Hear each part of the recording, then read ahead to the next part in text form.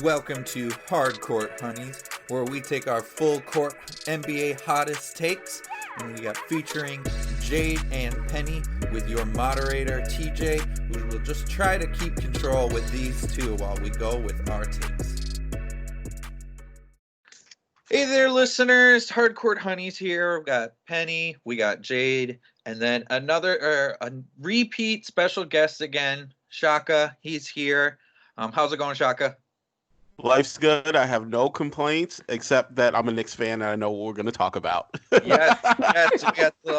Today's topic is the wonderful Knicks franchise and the way that it's ran right now.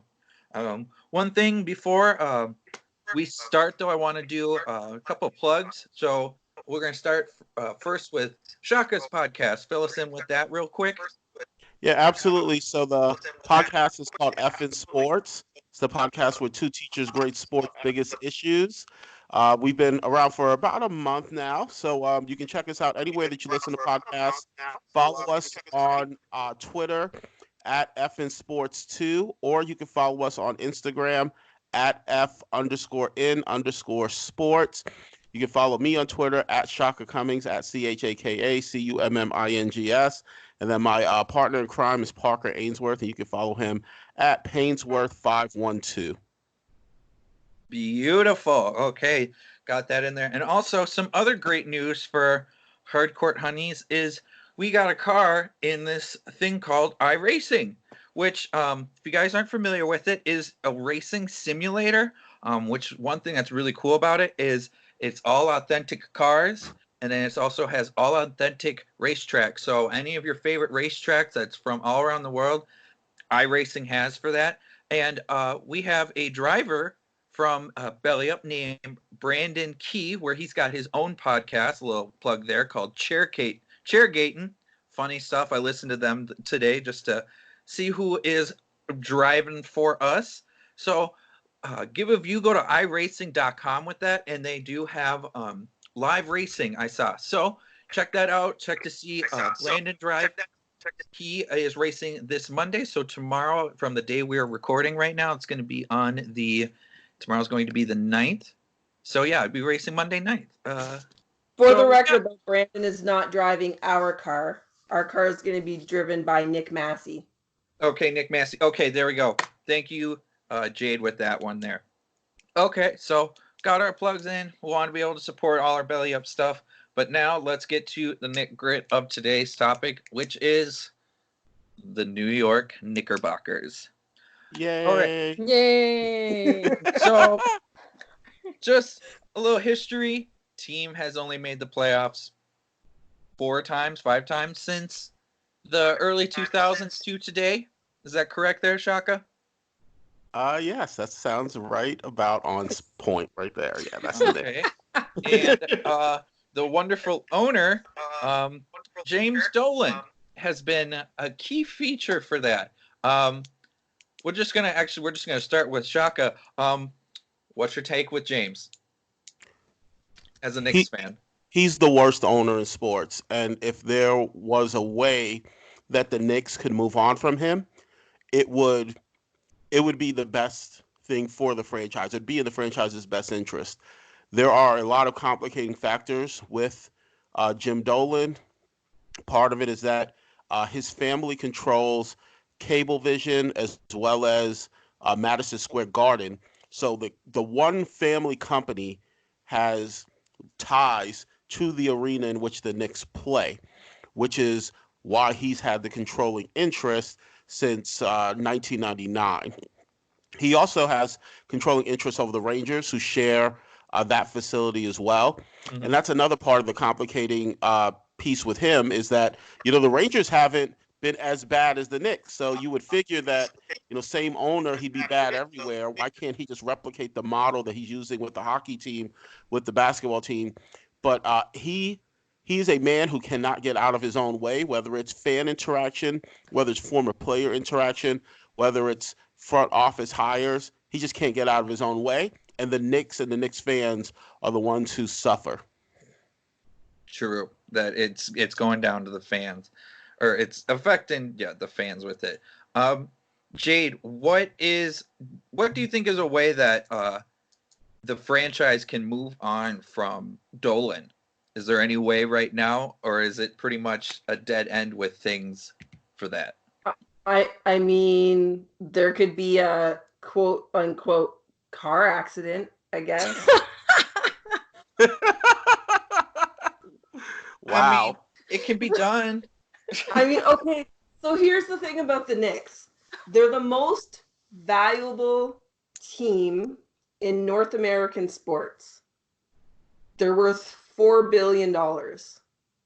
And last season, when the Knicks tied their franchise worst record, they grew 11% according to Forbes. So how are you going to get rid of a person who does an absolute shit job and gets 11% raise? It's never going to happen. Never going to happen. If it keeps going like that, yeah. I don't see it happening. Like, you literally can be the worst, like Chaka said, the worst owner in sports and make another 11%. Do you know how much 11% of $4 billion is? A couple hundred Yes, million. because I have an MBA, so I know. He just makes money on money. That's the Knicks. This is the issue. The Knicks absolutely horrible at his job. Like, I'll take that job any day. Sign me up. Penny, do you think that Dolan is actually a fan of the Knicks and basketball, or is it he's just owning it because he's a billionaire and he wants to own something? No, he's just a fan of money. The green, the moolah. He's not. I don't see him as a fan of any sport. He just wants to make money. That's it. That's his agenda, just to make money. Yeah. I mean, you've seen the pictures of him courtside, right? We've all seen the pictures. Gross. Looks gross. He looks perpetually unhappy to be in the facility. Yeah. It's almost as if it's a pain for him to be there, but he's New York socialite, so he has to be there. Correct. And so that's the whole look. This whole affect says, I would rather be anywhere else, and I recognize that I have to be here. The only person I can think of that constantly looks more petulant than James Dolan is DeMarcus Cousins. Oh. DeMarcus Cousins has that 5-year-old I'm pouting face that just makes me want to put him in a corner all the time. That's what I was just about to say. Like, he's acting very childish. Do you think that he's just holding the or he's just holding onto the team because he's just rubbing it into fans' face because he knows that they can't do anything with it and he has final say on literally everything? Think is a power for him? I honestly don't think he's as outward thinking as all that. I think he's just doing it because it's mine and you can't have it. Yeah. I don't think he's smart enough to put that amount of thought into it, honestly, Taylor. Well, he doesn't look smart, so he does not. He inherited everything. Like, little fun fact, side note about the man. I don't know if you guys knew this, but he is in a band. I knew this. Yeah, I knew this as well. JD and the Straight Shots. Yep. What? And they actually just released an album in 2018. So here's another fun fact about him being in the band. I know where this is going. He has kicked people out of his shows with his band for arriving late, I think. Oh, that sounds about right. Yeah. So I thought that you would go here, Jade. He actually will book acts at MSG based on who will let his band open. Like, that's the level of control. That's the level of controlling interest that he has with MSG. So if you won't let my band open, if you won't let my band open for you, you cannot play here. Correct. And it's actually led to, great opportunities for Brooklyn, Long Island, because there are other venues to play. Wow, It's that's New just York City. dumb. There's always another venue. I'm reading, I read that there is, from the New York Times had an article about it, and it said, well-known sidemen backing a karaoke grade singer. Oh. Musical talents are unlikely to endanger his day job. And he opened for ZZ Top, and a reviewer wrote, enthusiasm for playing mediocre American rock did little to make their forgettable performance entertaining. And my favorite one, sings like he's trying not to cough, and it's possible he can't play the guitar. Worse, his songs believe his status as a cosplaying bluesman. Most of his lyrics simply summarize current events or books that he was presented with in 10th grade English projects. So Oh my that was God. probably one of the best rips I've ever heard of anyone ever. Yeah, I need the link to that, Taylor, because next time I have a bad day, I know what I'm doing. There God. is 6 burns in that Oh my one god. description, that one review. 6 That's roasts epic. right there. Another fact that I thought was, and I'm going to ask this for Shaka. So they've had 1, 2, 3, 4, 5, 6, 7, 8, 9, 10, 11, 12 coaches in the past 20 plus years. Oh my gosh. Yep, that Is that sounds about James's right. fault for the hiring, or is that just Knicks themselves? So, in my opinion, that all flows from the top. And if we compare successful franchises, look at the Pittsburgh Steelers in football Mm-hmm. and the level of success that they've had. They've had 3 coaches in the existence of their franchise. And they've Holy got crap. a ton of Super Bowls because of the continuity, because they have a philosophy that the organization operates by. If we were to take this to basketball and look for an equivalent, we could look at the best run franchises, organizations like the Boston Celtics, who very rarely go through lulls. I think Pittsburgh is an outlier in terms of athletic franchises, but Boston has exhibited a level of consistency throughout their existence that's allowed them to surpass any basketball franchise when it comes to championships. I think there's only 3 North American franchises that have more championships than the Celtics. One of them being up in Canada, Jade would know, the Montreal Canadiens, and then I believe the New York Yankees, and I think that that's it. So the level of success that the Celtics have been able to attain in the same division as the Knicks, it's evident that there's a philosophy that says we operate in this way, and when folks deviate from said philosophy, then we got to figure out what we're going to do. It might be time for an individual to move on. The issue with the Knicks is that there is no prevailing philosophy except make James Dolan happy. Like if James Dolan is in his petulant mood where he will impulsively react, you could be fired as a coach. It has nothing to do with success on the floor. It has nothing to do with fans and whether or not they are happy with that particular coach.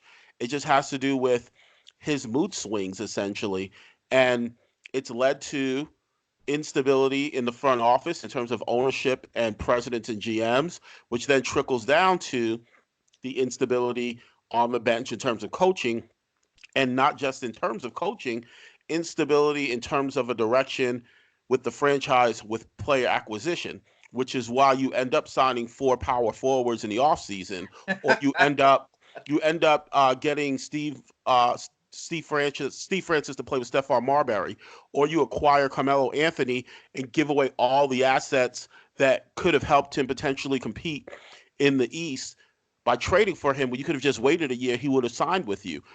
It's the reason why LeBron was never coming to New York, even though the Knicks have had planned kind of bringing the king to New York, right? So we can go to all of these situations since 1999, and the reality is any sort of instability, the one variable that doesn't change is that owner. And so if it has to trickle up, it has to be the ownership, because that's the only consistency in what has been, I mean, for lack of a better term, a train wreck. There isn't a better term. Dumpster fire, maybe. Dumpster fire.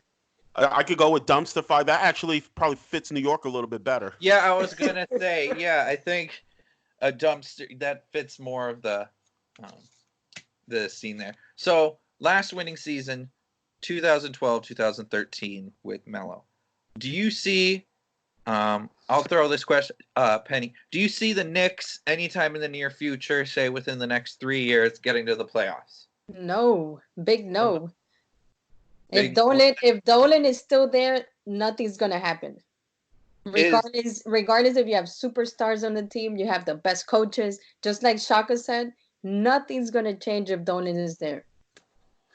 So we all agree here for once that Dolan is the end all to that franchise. Yep.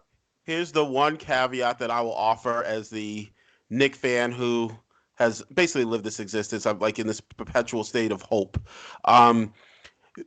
If the ping pong balls ever fell right, and the Knicks were able to get a guy who was so transcendent that he could potentially, lead a franchise to success within his first few years of being in the league, that would be the one caveat that would allow the Knicks to have some semblance of success. And I'm not saying championship level.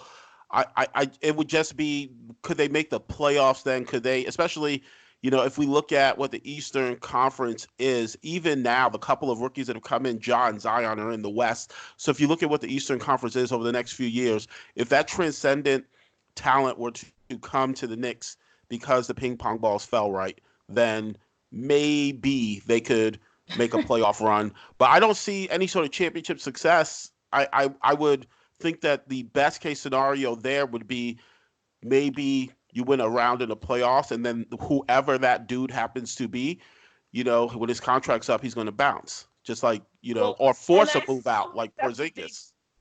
I still think that's a big ask, because even when you say that transcendent player, how many years did it take LeBron? Is that enough years before Dolan screws it up and they have to trade a guy? And I think that LeBron actually is the perfect example. Essentially, what the Knicks could hope for is what LeBron did in his first Cleveland run.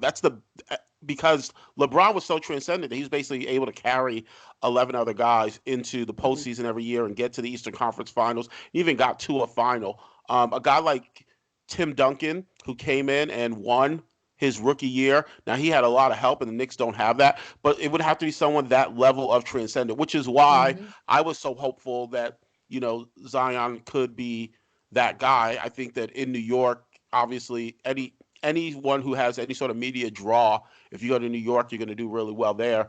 And then as a player, he is transcendent. Like, guys are better for playing with him. Yeah. It's one of the issues that RJ Barrett has. I've never felt that guys were better for playing with him. Even when I watched him in high school, and Jade, he's from Canada, so you may have seen some of his high school games as well. But even watching him when he was young, it always felt like it had to be about him. When he played with Zion at Duke, when you saw Zion made Cam better, Zion made RJ better, and then when Zion missed those games with the busted shoe, all of a sudden Duke couldn't play. And I think they lost a couple of games to some teams they shouldn't lose to, because those guys just don't make folks better. And that's the issue that they have with RJ. And that's incidentally the issue with this coming draft. There's no one in this draft, with maybe the exception of LaMelo Ball, Lonzo's little brother, who you put him in and all of a sudden people just get better because of the way that he plays. That might be coming down the road with a few guys who could come out of high school, but that's for another pod. Yeah, that's a whole other episode with that one. Also, so besides having issues with the franchise, fans always chanting sell the team, and he's always banning people from this because of this. Jade, when will the fans get to him, if ever? They're never going to get to him. I mean, okay, so I'm no psychologist, but if I was, clearly James Dolan is a full-blown narcissist. Oh, really? Right? And I know a little bit about this because My ex's mother had this problem, so I've done a lot of research on it. And the thing about people like that is to ask when will somebody get to them, it doesn't happen because the world revolves around them. The fans are there for him. And it was funny when I was researching the series I wrote on the Knicks in the summertime. I started reading and pulling different articles, and as we know, there's a lot to find if you Google James Dolan. None of it good. Yeah, it took me a while to figure out exactly everything that I could. I had to really weed out what we could or couldn't talk about. So I've been through a few articles, and I'm starting to get a picture in my head.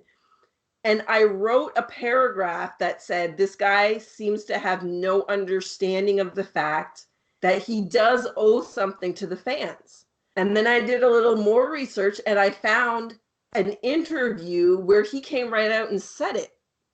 That somebody asked him, don't you think the fans deserve better? And his answer is, no, I own the Knicks. But the Knicks are public trust. Don't you think the fact that the fans come and buy the tickets and make you rich means you owe them something? No, me and the board own the Knicks. So like he has no concept or awareness of the idea that the world does not revolve around him. So no, the fans are not going to get to him in a way that are going to make him leave. If anything, the more they get on him, the tighter he's going to hold on. Okay, yeah. But yeah, fan issues. Talk about biggest fan, Spike Lee. Just happened a couple weeks ago. Had issues. A couple of days ago. It was a couple days ago. I thought it was about a couple days ago. I think. Yeah. Yeah, I think it was last weekend. Yeah. Last weekend. Okay, so wants to use his usual door. Security says, "Nah, thanks. You can't do that." Spike Lee gets in a huffy fit, and yeah, it kind of builds from there. Penny, do you think Spike Lee has a right to be upset? Most definitely.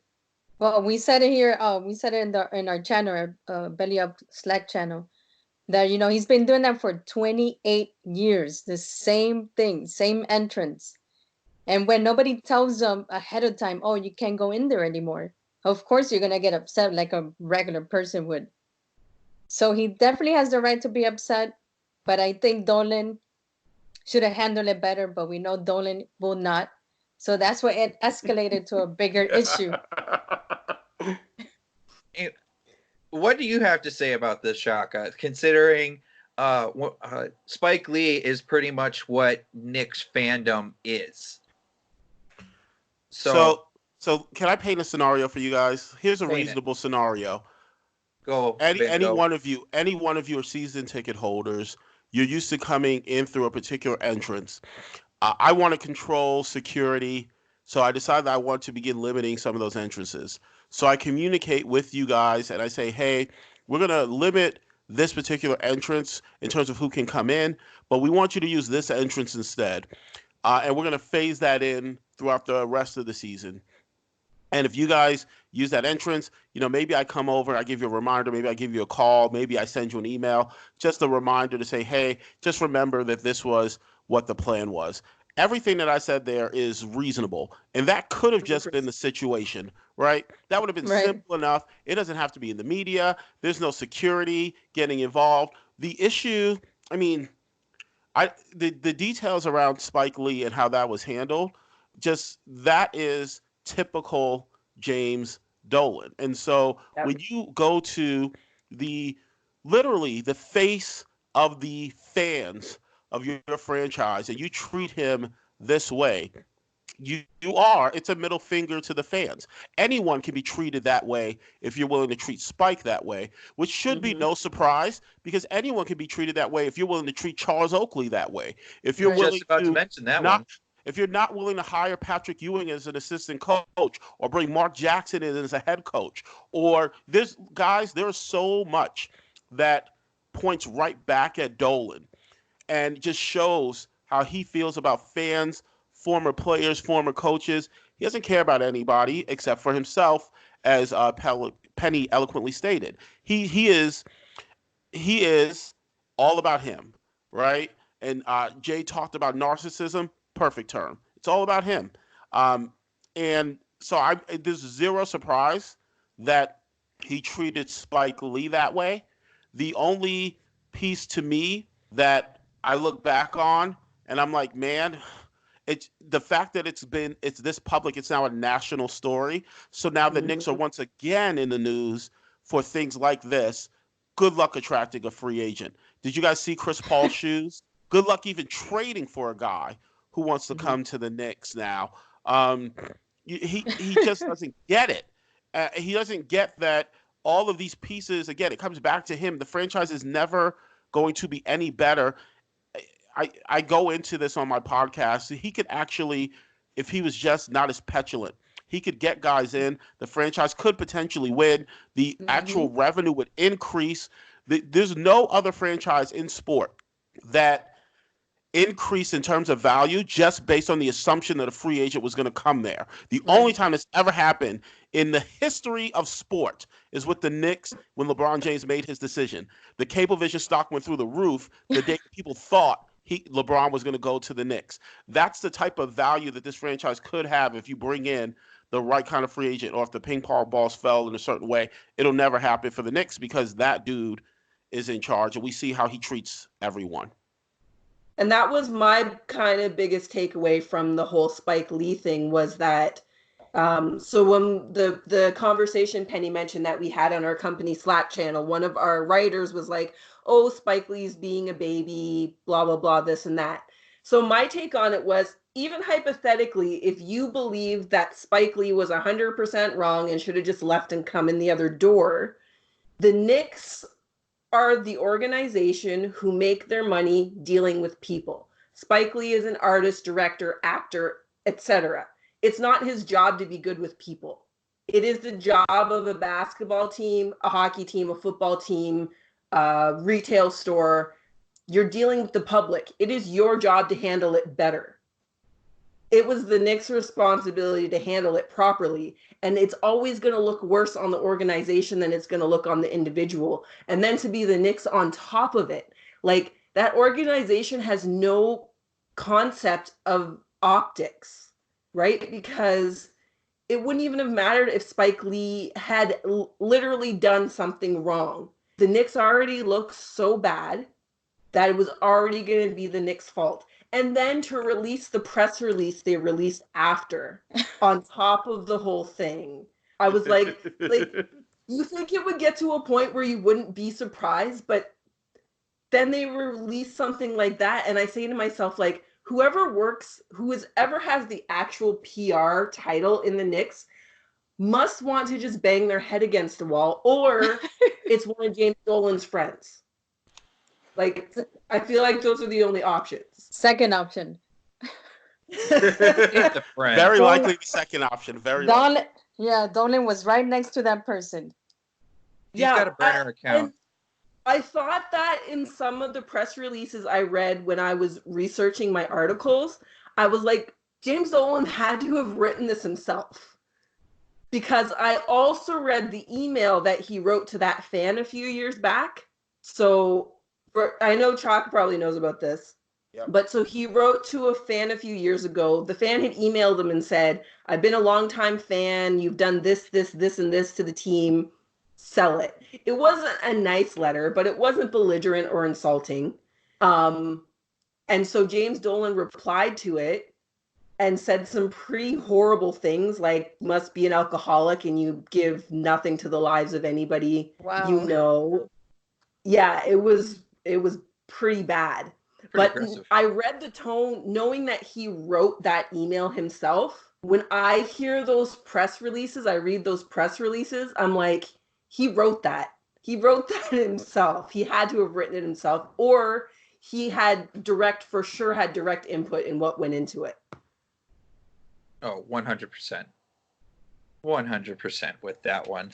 But speaking about that, going back a little bit what Chaka said, going with Charles Oakley, how can you attack one of the franchise's most beloved players of all time? Like, what is, and Chaka, refresh my memory, was it he was escorted out, and it just so happened James Dolan was in front of him. So there was a theory that that Dolan had Oakley escorted out. Is that correct? So there's conflicting accounts. If you ask Charles Oakley, you'll get one. If you ask James Dolan, you'll get another. Oakley's account is, I was coming into the arena. I was going to go sit down. I was accosted by security, and this was based on the fact that I had been critical of James Dolan in the media. James Dolan will say that Oakley came up to him, was belligerent, threatening, and so he got security involved because he was actually he felt physically threatened, and so he had Oakley removed from the arena. Now, here's the thing, right? Both of those guys kind of come with their own separate baggage. If you look at the way that Charles Oakley played, is it entirely possible that he was belligerent toward Dolan? Absolutely, because I don't think Charles Oakley has ever met a challenge that he didn't think he could go through. Right. But if you look at James Dolan, does anyone believe anything that comes out of his mouth? Like, I mean, you know that there's going to be some sort of a slant toward him because life is about him, right? So it must be that Oakley was coming after him, and he felt threatened, and so he had to then go get security involved, right? He's actually a hero. He basically saved a fight in the stands. He saved all the fans who sit around him. Like, if you let James Dolan tell it, that's the story. So I don't know exactly I'm pretty sure James Dolan would feel threatened by Justin Bieber. Oh God. Yeah, because people would let him harmonic voice. It would threaten. He'd feel threatened because he'd be like, "Oh gosh, he can sing. My band won't have any chance against him. I'm banning him from Madison Square Garden." I wonder how many bands that he could ban because they don't like his band. Probably thousands. Yeah. And I don't know if you guys also, Penny and Jade, you guys also know this. He is also the owner of the Liberty.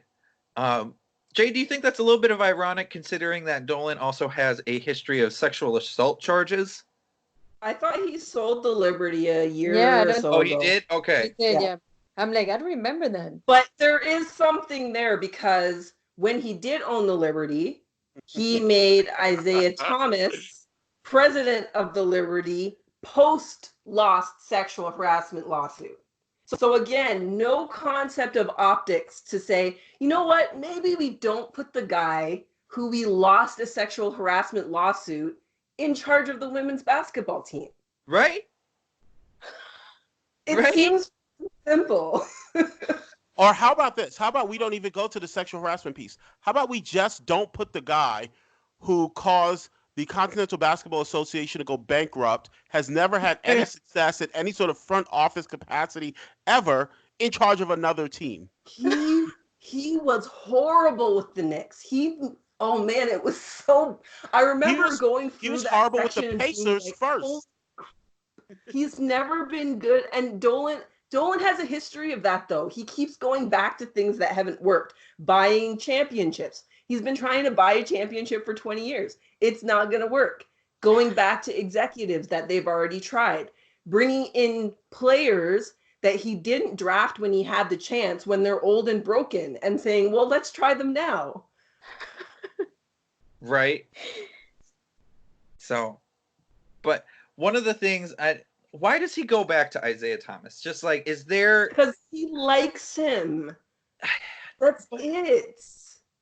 Are they friends? Because I find that hard to believe that him and Isaiah Thomas and Dolan would be friends.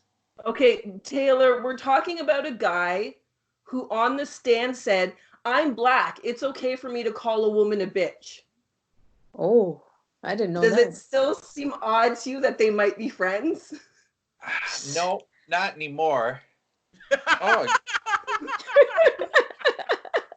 That makes me feel so uncomfortable now. I didn't know Isaiah Thomas was this bad. Like, I knew he had $1 million smile, but then was a jerk because he led, like, the Bad Boys, but... He wasn't the leader of the Bad Boys. Oh, yes, he was. He was calling the shots, and everyone else was doing things. Who, Isaiah Thomas? Yes! You He need was to calling watch the shots. Bad Boys They for even said that in the girlfriend. documentary about the Bad Boys. No, Bill Lambier was the instigator. Isaiah was the face, but Bill Lambier was the brains. No, Bill Lambier was the muscle man. Isaiah Thomas was like, go mess with him. And then Lambier was like, okay. Man.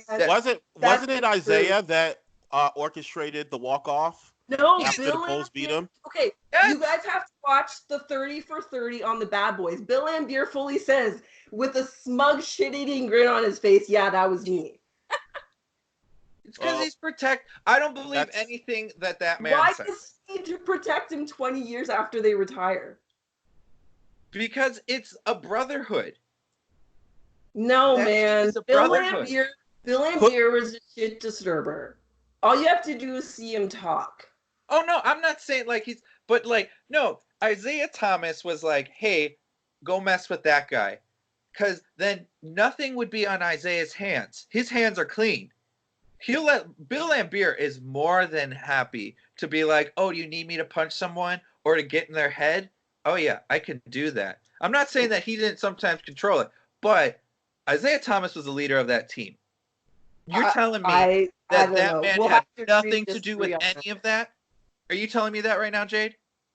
I'm saying that... No. Answer the question. No. Dance around it. Okay. You're saying the best player on that team had nothing like Canadian okay now, and the Jamaican girl's about to come out, so... Let the woman talk. Isaiah Thomas at the time was a kid. Bill Lambier's quite a few years older than him. What I would say is that Isaiah Thomas came up under Bill Lambier's wing. He learned to do that stuff because of playing on the team with Bill, not the other way around. Well, yes, but towards later on, once Isaiah was that leader, he's the one, yes, Bill Lambier taught him all that stuff. Well, now, since he's the leader, he's telling Bill Lambier, it's Frankenstein and Frankenstein I don't think Bill Lambier is that easy to tell what to do. Well, when you have the leader of I the grew team, up on Pistons basketball. He's the leader of the team. You don't go against that. Co-leaders, then. I can't put it on one of them over the other, knowing what I know. Is it possible? What you know is pay attention to your Raptors, because you've really slipped with Detroit, I guess. May I interject? You know I edit this, right? I'm editing this episode. Oh boy. Sorry, Taylor. I'm no longer editing, so you're screwed. Jade's mad because I finally made a point, and she doesn't know how to react. No, what it is that I don't need you to agree with me to know that I'm right. No, I don't need you to agree with me. You've been dancing around like it's the electric slide over here while I've been laying down the beat. Oh boy. Shaka, how you doing?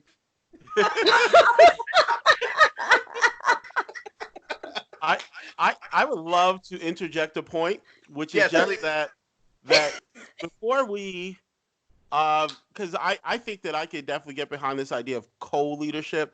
I am not willing to say that the dude who grew up in Southside Chicago that came up playing basketball under a dude like Bob Knight is an angel. And if you go ask Michael Jordan, who orchestrated the Bad Boys and the walk-off, Michael Jordan clearly believes that was not a Bill Lambier orchestrated issue. Yeah, he believes that it was Isaiah. Michael Jordan hated Isaiah Thomas and vice versa. That's biased either way. If you ask them, Michael Jordan hated the Pistons. Yeah, he didn't just hate Isaiah. But Michael Jordan had personal animosity, those two. I get that, but he has that same animosity toward Bill Lambier. He has the same animosity toward Mark Aguirre. He does not have that animosity toward Joe Dumars. So he doesn't have it toward everyone. Can't have it toward it's just something to interject. And you asked the question earlier, Taylor, why would, or maybe Jade asked it, why 20 years later would Bill Lambier kind of take credit for something that, just keep in mind that Isaiah Thomas has been a front office guy in the NBA, and Bill Lambier has been trying to get into the NBA as a coach, has not been able to do that, went the WNBA path. He's been very successful there. It is entirely possible that Bill Laimbeer is still having that sense of loyalty because maybe he thought Isaiah could possibly get him on the male side in the NBA versus staying in the WNBA. I don't know that. This is all me. I'm just over here listening to you guys, and let me just tell you, this pod is going to get a lot of hits based on the argument that you guys have. I'm just throwing some stuff in there. This is fully our first one we're gonna have to label for explicit content too, because I don't think we've gone there before. But God, you got the moderator angry. Gosh, Jade, come on, I'm supposed to be controlling Hey, people. it's your job to keep it together, Taylor. But Taylor, the Pistons so naive. The Pistons hate the Bulls too, especially Michael Jordan. But so it's vice versa. They both hate each other. You know what every team hates though? The Knicks and James Dolan. Look at that. We brought it all the way back around to the Knicks. Oh boy. At the segues. What can I do? What can I say? That was solid work, Taylor. Solid work. Yeah. So, I mean, we've gone over pretty much just about James Dolan. Is James Dolan, everyone says Spike Lee is the face of the Knicks. Actually, is James Dolan now the face? Because it's just a curmudgeon face, not happy, me. I always think I'm going to get it. Is he actually what the Knicks are currently as a franchise? Jade? I mean, you kind of have to say yes, right? Mm-hmm. If you pick other teams and say what are they as a franchise, maybe in San Antonio you say Pop, in Dallas you say Mark Cuban, in Toronto you say Masai Ujiri. Like, there's always a top public person, whether it's a coach, whether it's a front office exec. There's always a first person outside of the players that you associate with a team. And that, I think, would be universally agreed that that's James Dolan for the Knicks. Yeah. That seems about right with it. Because whenever I see the Knicks, I just think of such a sad situation. I don't want to say a sad franchise because it's not their fault. It's Dolan. Yeah. Mm-hmm. 90s, they were great. Shaka, I'm sure the 90s Knicks for you was amazing. Absolutely. I love John Starks. I love Patrick Ewing. I love Charles Oakley, Doc Rivers, Derek Harper. Nobody ever wants to talk about those Knicks. I do. They play my Heat all the time, and I love the matchup they always had. The Knicks and the Heat.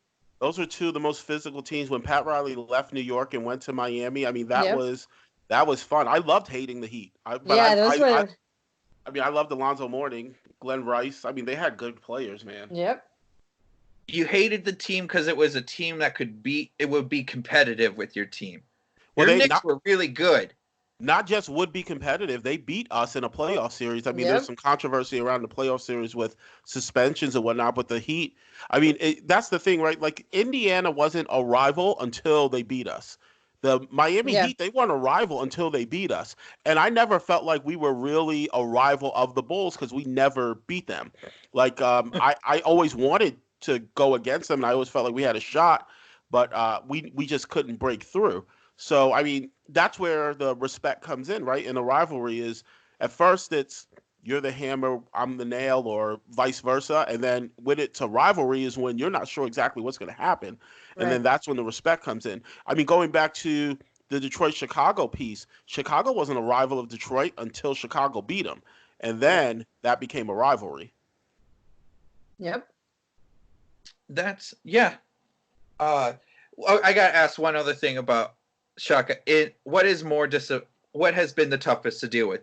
James Dolan controlling the franchise, or that missed finger roll that Patrick Ewing had in the 90s playoffs? Oh, man. So here's the thing, guys. The missed finger roll isn't even what I go back to as the most disappointing season. If that would be third on my list. The most disappointing was Charles Smith not dunking a basketball in Game 5 at home against the Bulls. The Bulls go on to win the championship in, I believe it was 92. It could have been 93. That's the most disappointing moment because that Knicks team was going to win a championship if they would have broken through the Bulls. And that was the year where it felt like, if you looked at kind of the progression, right, it was the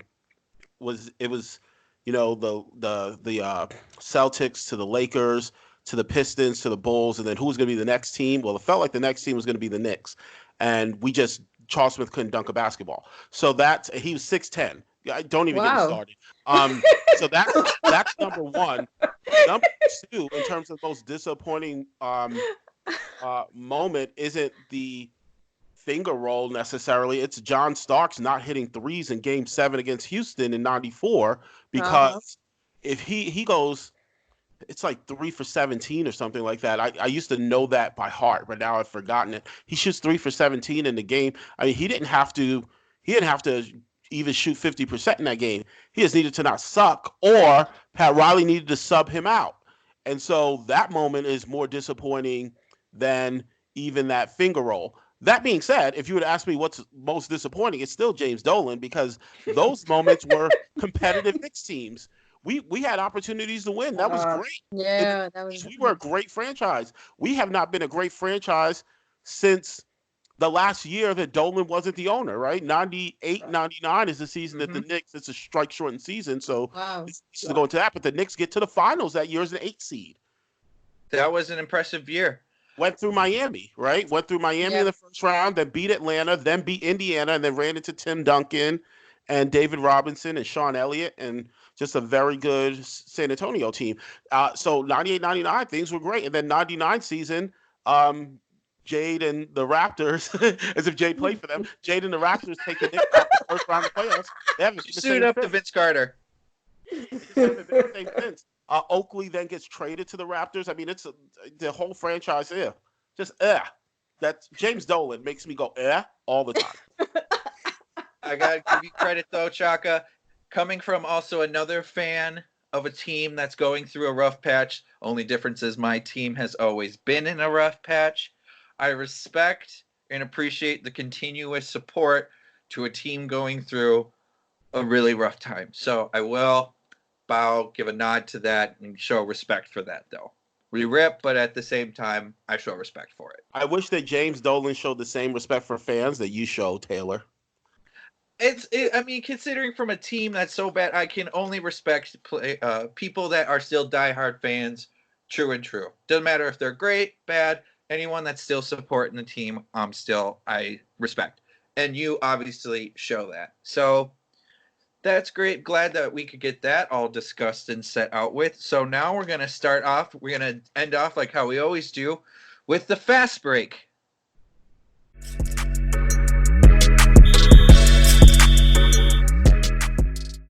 Woo-woo. Let's go. Okay. Starting point. So we're going to start off. We'll start with Shaka.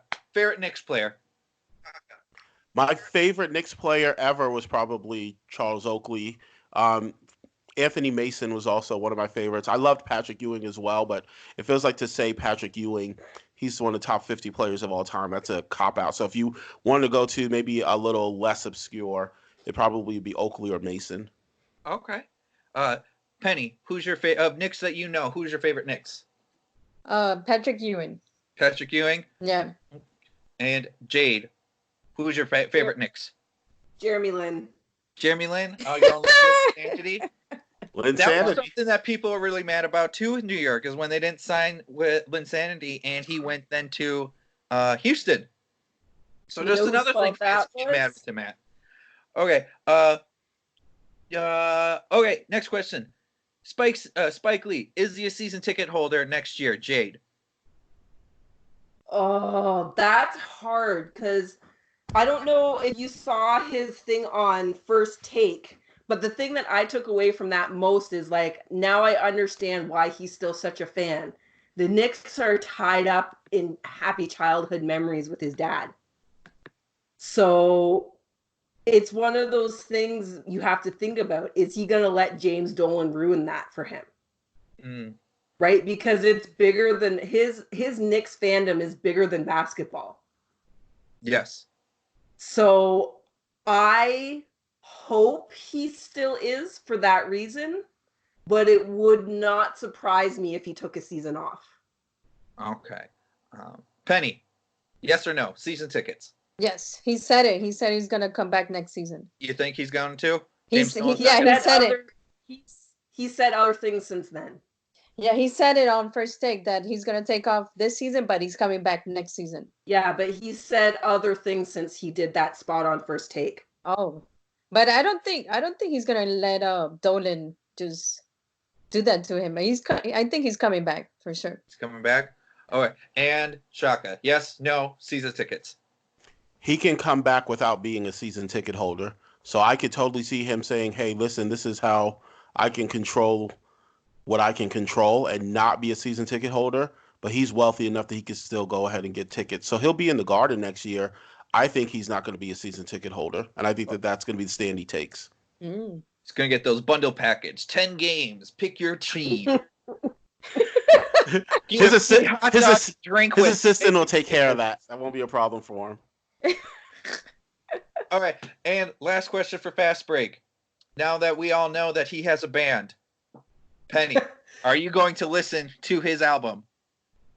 No. Not even just to listen, just to hear what it's all about? No.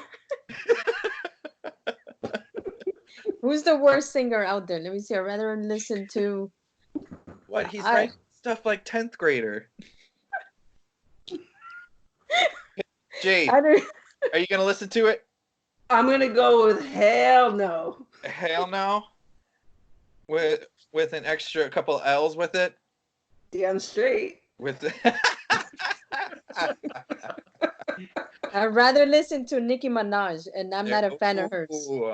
Throwing out that Minaj card. Yeah, I don't like her that much, but I'd rather listen to her. I would rather listen to a Bag of Cats. Bag of Cat? Well, that sounds... Wow, no. That sounds adorable. All right. And Shaka, are you going to give it some listens on Spotify or not? Listen, I'm a fan of the Knicks. I've already heard JD and the Straight Shots. They're you awful. Have them? They're awful. Seen them live. I've not seen them live. He won't get my money that it. way. He won't get my money that way. But he's got enough of my money. He's not getting it that way. But they're not good, guys. They're not. They're not good. They're so bad. I was working at my record store today, and we plugged in our phones, and like when I was looking up it, and we listened to it, and I was like, oh, this just sounds like a whole bunch of gross topped with anger and frustration. It was rough. That sounds about right. It was a rough listen for the 3 minutes we gave a listen for it. But I appreciate your dedication to the research, Taylor. Yeah, wow. we had to give it a chuckle. Me and my coworker Spencer, shout out to him. Shout out Spence. I know you won't hear this, but you're great to work with. Okay, so got that Knicks covered. Detroit already had that planned. Isaiah was behind everything. Got the fast break questions in. That conspiracy theory is found. I don't care. We can have this discussion off air, Jade. Whatever. I'm not wasting any more time with you. The Raptors are playing in like 15 minutes. Yeah, so we should probably get this going then. I think we said all we need to say today. We don't need to put Shaka through anymore. Pain and suffering. It's not fair. We like him. We want him to come back again. He's always fun to have here. Shaka's coming back. So here's the thing. I'm coming back if you guys will have me, but I definitely am subscribing and listening 50 million times to the pod where we talk the conspiracy between the Bulls and the Pistons, because that has to be an episode now. And so I just want to. that episode. You're gonna make us do a whole episode? Documentary. You guys don't even have to. You guys don't even have to. Just get in Slack and just do that for me. It doesn't have to be for everybody. This is for Shaka. I have Jim Dolan in this situation. This is just about me. I need this. You what? Then we're gonna have Mike on our butts about why we're not doing it in the forum. Yeah, right? Why aren't you guys brainstorming this? Shout out to Mike. I know he listens to this. That should be the promo, Jane, for the podcast. a snippet of your conversation with Taylor. Yes. Well, your argument. That would be that would. I know I got some family listening. They always like the sound bites from it all. So, Oh, man. so we're gonna let Jade. We're gonna let her watch her Raptors. I guess they're gonna win. Who knows? Who you guys playing tonight? The Kings. King. Okay, Oh, so yeah, you're gonna win. Yeah. there's a W there for you guys tonight. One step closer to those playoffs. All right, so wrap up tonight. Follow us on Instagram, Twitter, Facebook, all of the social media sites. We're on Spotify, iTunes, any of the streaming sites you can think of. Find us up on Belly Up. Also, follow up Belly Up. They got an Instagram now too. Follow that. Follow their Twitter. They always got funny stuff coming out from that and sports related stuff as always. Also, another reminder: iRacing. It's going to be great. Hardcourt Honeys is a part of it now. And so, Jade, Penny, Chaka, TJ, signing out for the week. Peace. Bye, guys.